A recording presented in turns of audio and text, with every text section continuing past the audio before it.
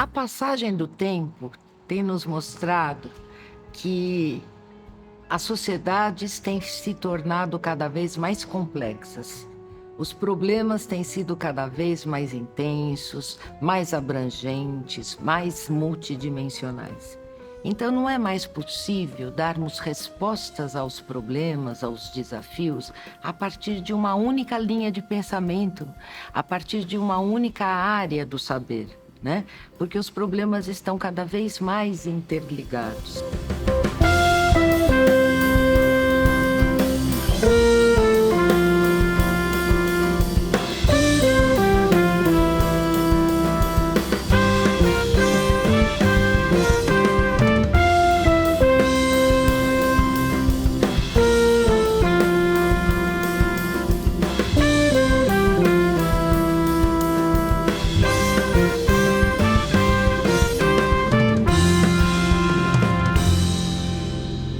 A religação dos saberes é fundamental para respondermos aos desafios dos tempos presentes. O Edgar Morin escreveu um livro há mais de 30 anos, intitulado Terra Pátria, em que ele já nos advertia sobre os desafios que enfrentaríamos com relação à emergência climática. Ele nos questionava sobre o conceito de subdesenvolvido de desenvolvimento, ao buscar lucro a todo custo, ser humano, explorando o ser humano para ganhar vantagens.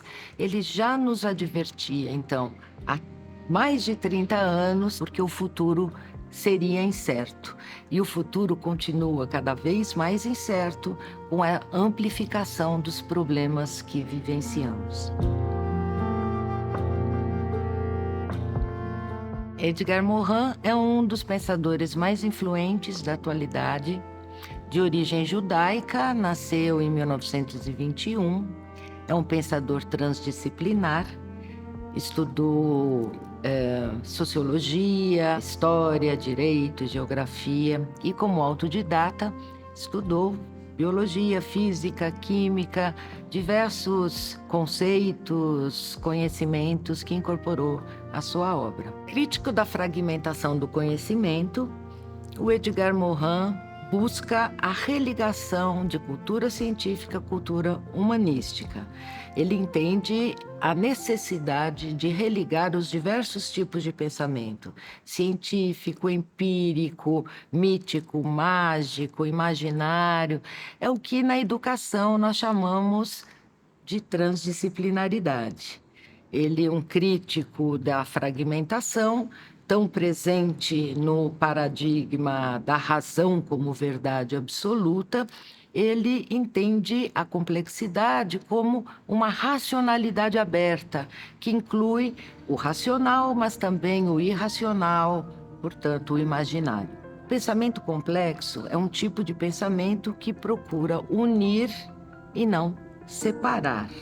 Edgar Morin elabora o que ele chama de princípios da complexidade. São 3 princípios fundamentais: hologramático, recursivo e dialógico, que se desdobram em outros 4 princípios. Princípios são operadores cognitivos. É o modo complexo como o nosso cérebro funciona, e ele separa didaticamente, obviamente, mas esses princípios, esses operadores funcionam de modo articulados.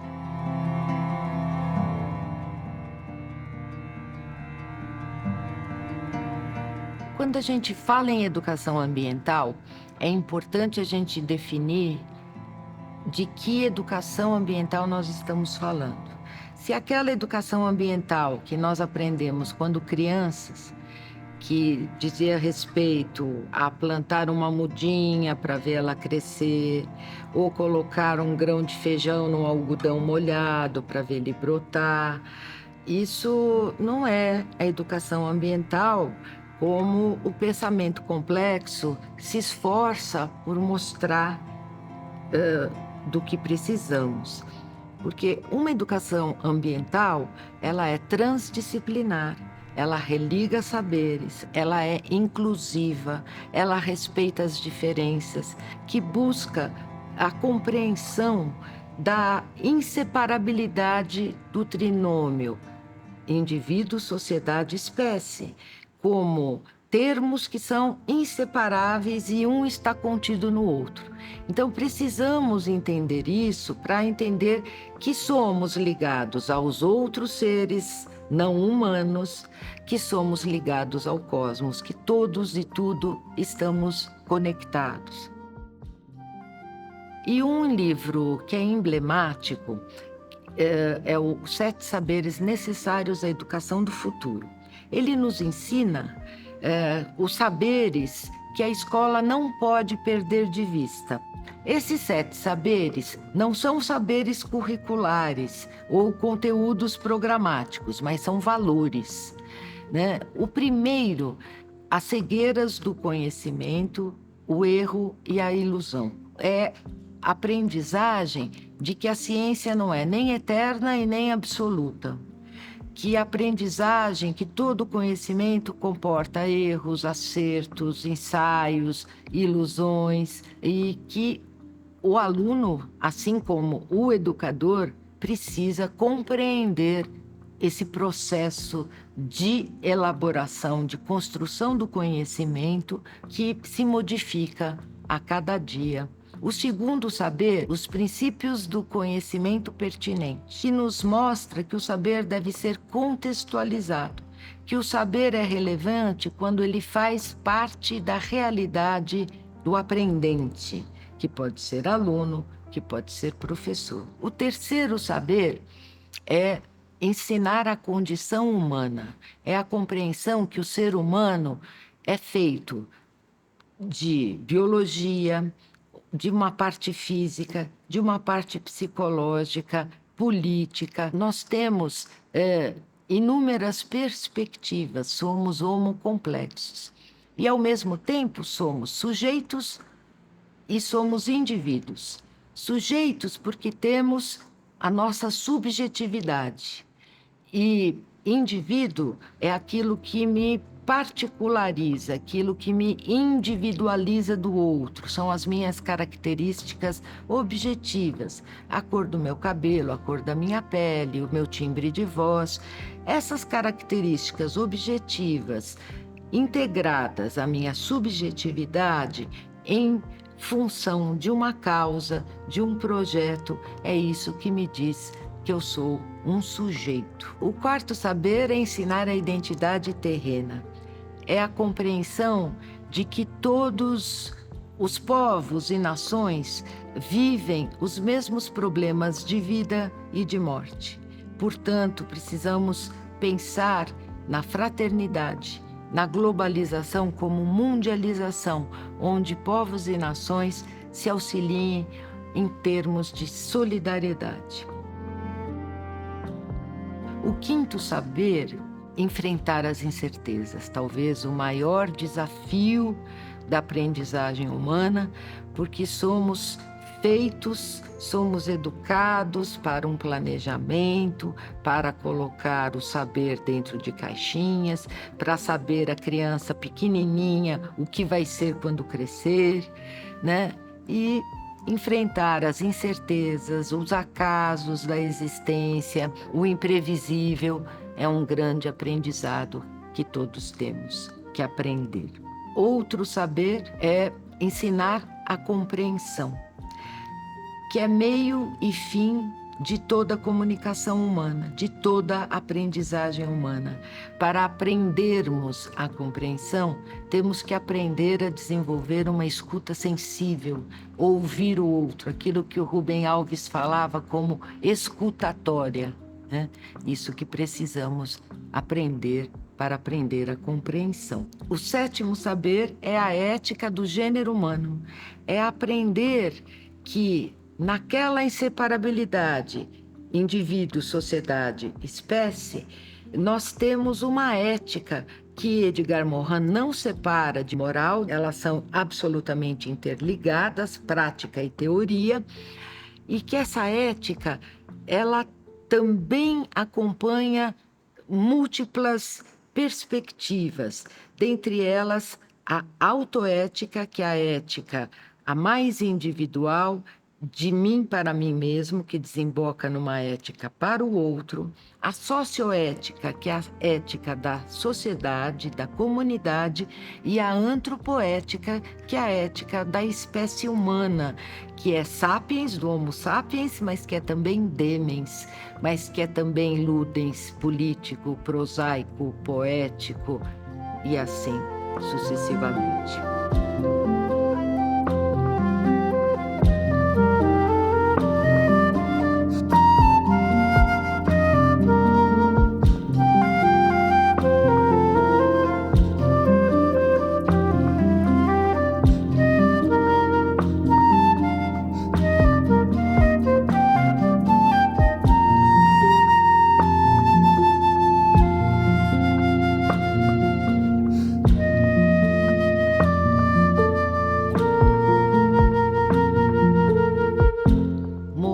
É um pensador realista. Ele não é pessimista e eu não diria também que ele é otimista. Ele aposta na perspectiva criativa e regeneradora do ser humano de fazer uma metamorfose. É importante a complexidade na educação, considerando que a população do Brasil, 20% dela é feita de jovens de 15 a 24 anos. E serão esses os governantes do país daqui a alguns anos. Então, ensinar essas novas gerações, fazer com que essas novas gerações tomem consciência da importância da religação dos saberes, de que não há um planeta B e que nós temos que preservar este planeta, é uma tarefa urgente que a escola não pode perder de vista. Então, é importante a gente apostar nas boas utopias. Uma boa utopia não significa o melhor dos mundos, porque isso é improvável, mas pode significar um mundo melhor. E um mundo melhor é feito com mais justiça social, com mais amor, com fraternidade, que são vias para se chegar ao futuro. A educação, ela tem uma conexão tão forte com a proteção do planeta, com a preservação ambiental. É por meio dela, da educação, que as pessoas, elas podem se compreender como donas da realidade delas, como donas do lugar onde elas vivem, e podem seguir o caminho correto de se autopreservar, de cuidar do planeta, de cuidar delas mesmas. É através da educação. O planeta hoje, ele vive, a gente pode dizer assim, ele vive um caos. É um caos ambiental. E esse caos, o curioso que se a gente for perceber, assim, a ciência vem falando 30, 40 anos, que o planeta estava caminhando para uma trilha que era uma trilha muito perigosa, já vinha esse alerta. Mas nós, seres humanos, não nos atentamos a isso e chegamos hoje, neste local em que estamos, que a gente está testemunhando um período assim muito único no planeta, né? E é um período não muito interessante para todos os seres vivos. Só que a gente não pode ser apenas testemunhas disso. A gente tem que ser atores ativos para, pelo menos, mitigar o que vem acontecendo, né? A gente hoje vive um caos que vai assim de grandes tempestades a secas cada vez mais longas e mais extremas, né? Furacões, derretimento de geleiras. A gente está vivenciando uma série de extinção de espécies, né? Tem uns estudos que são alarmantes. A gente tem estudos do WWF que hoje nos coloca que temos 1 milhão de espécies da fauna e flora em extinção. E não são apenas números, não são apenas dados, são realidades que a gente está vendo no dia a dia. Coisas que a gente imaginou que veríamos nos anos seguintes, no futuro, já se tornaram realidade. Então, as mudanças climáticas, a crise climática, ela chegou muito antes do que se esperava. A ciência já tinha desenhado digamos assim, um futuro mais próximo, mas esse futuro se tornou presente e chegou. Ele já está aí presente.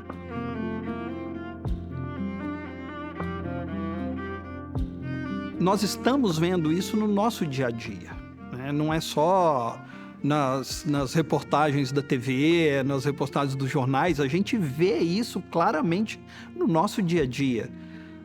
Exemplos são muitos, né? A gente pode ver, teve uma mortandade de antílopes no Cazaquistão recentemente. O antílope já é ameaçado de extinção, mas teve uma temperatura tão alta que chegou a 37 graus na região que eles vivem e o corpo deles simplesmente não pôde atender aquela alta temperatura porque houve uma criação de bactérias.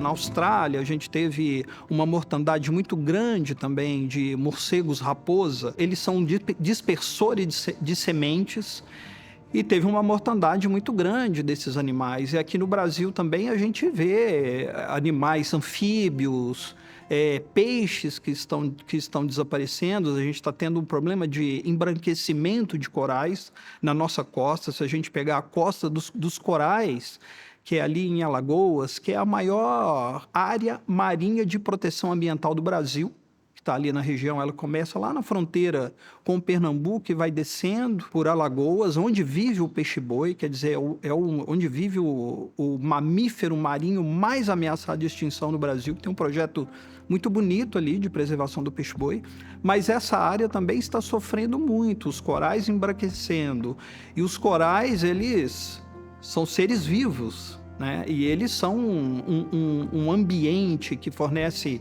alimento para as espécies marinhas, ele é também um abrigo para outras espécies, né? Então a gente está vivendo esse desequilíbrio. O que eu quero dizer é o seguinte, o que a gente ouviu falar, nós estamos vendo, né?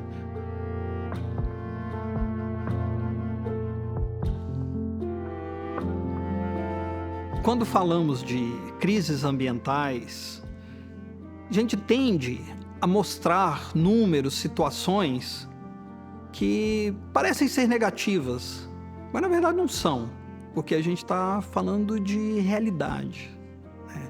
E também não estamos falando de futurologia. Já falamos num passado. Então hoje são coisas que acontecem.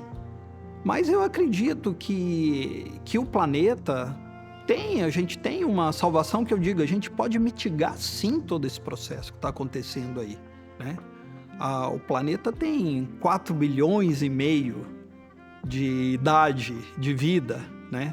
O Homo sapiens tem entre 200 mil, 100 mil anos, né? Há 10 mil anos, o Homo sapiens ele parou, ele conseguiu se fixar. É muito pouco na história, né? Se a gente comparar com a história do planeta, é muito pouco.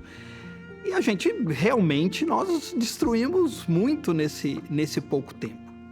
Mas o que eu vejo hoje, assim, de positivo, que tudo isso que vem acontecendo com o planeta, que vem sendo afetado de forma negativa, tem uma geração nova que está vindo aí, que está muito atenta. Uma coisa muito interessante que a gente não viu no inicinho do século XXI, que existe uma preocupação ambiental que não se tinha antes. O meio ambiente hoje é discutido em sala de aula, é discutido no cinema, é discutido em série de TV, livros de ficção publicados que estão relacionados com o meio ambiente. Então nunca se falou tanto. Se para sim para falar o meio ambiente. Então existe uma corrente muito, muito interessante. E que nem é só a nova geração. Tem pessoas também que acordaram e falaram: opa, peraí, a gente precisa colocar agora este movimento ambiental de cuidar do planeta nos trilhos. Então a gente tem setores do governo que estão trabalhando para isso, temos setores empresariais que também estão olhando com mais carinho e com mais cuidado, e temos setores da sociedade civil que até criaram movimentos, né? Onde que a gente ia pensar tempos atrás, a gente vê movimentos na rua, né, pelo planeta, né? Movimentos mesmo, de ruas serem invadidas, né, para salvar o planeta. Europa, Estados Unidos, Brasil, a gente vê isso. Então, existe vamos dizer, tem um ar novo e um rejuvenescimento dessa discussão sobre o meio ambiente. Isso é muito positivo. A gente vê que hoje, assim, as crianças, se a gente pegar as crianças menores, né, elas, ao mesmo tempo que elas já nascem capacitadas para mexer num equipamento, num celular, né? Elas já estão ali, parece que com os dedinhos funcionando, elas também falam assim, elas também olham para você e falam, olha, o lixo é no lixo, o papel é aqui para reciclar. Então, elas também estão nascendo com essa capacidade dessa interpretação que a gente não tinha. Então, tem uma coisa nova surgindo aí. E a gente tem que fazer o quê? A gente tem que alimentar isso, né? Porque está passando na nossa frente. Essas coisas positivas estão passando na nossa frente. Então, temos que alimentar.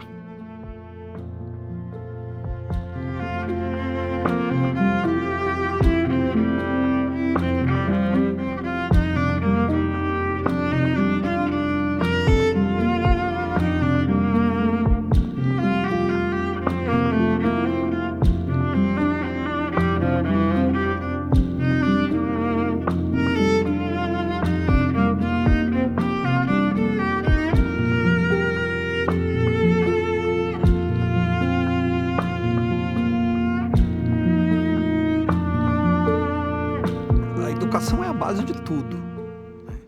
É a base política para a gente entender o mundo politicamente, é a base para a gente entender a economia, é a base para a gente entender o respeito com as pessoas. E a educação ambiental é a base para a gente entender o que tem mais de emergente hoje no planeta, são as crises climáticas. É o grande desafio do século XXI. E se a gente vive num mundo com crise, a gente não consegue desenvolver, a gente não consegue crescer, a gente não consegue plantar, a gente não consegue ter uma indústria saudável economicamente, né? Tudo começa a ser afetado. A gente tem que ter uma educação global, que eu digo, no seguinte sentido: a gente tem que educar crianças, jovens, universitários, pessoas mais velhas. Todo mundo tem que fazer parte dessa educação ambiental, porque eu não acredito muito nessa coisa da gente falar assim, que planeta, que mundo que a gente vai deixar para os nossos filhos, para os nossos netos. Ok, isso é legal. Mas isso também é muito perigoso, porque pode nos deixar numa situação de conforto. Eu não sou responsável neste momento. O que eu vou deixar para o meu filho? Não, a gente tem que pensar o planeta agora, porque nós estamos vivendo nele. Todos nós dependemos desse planeta.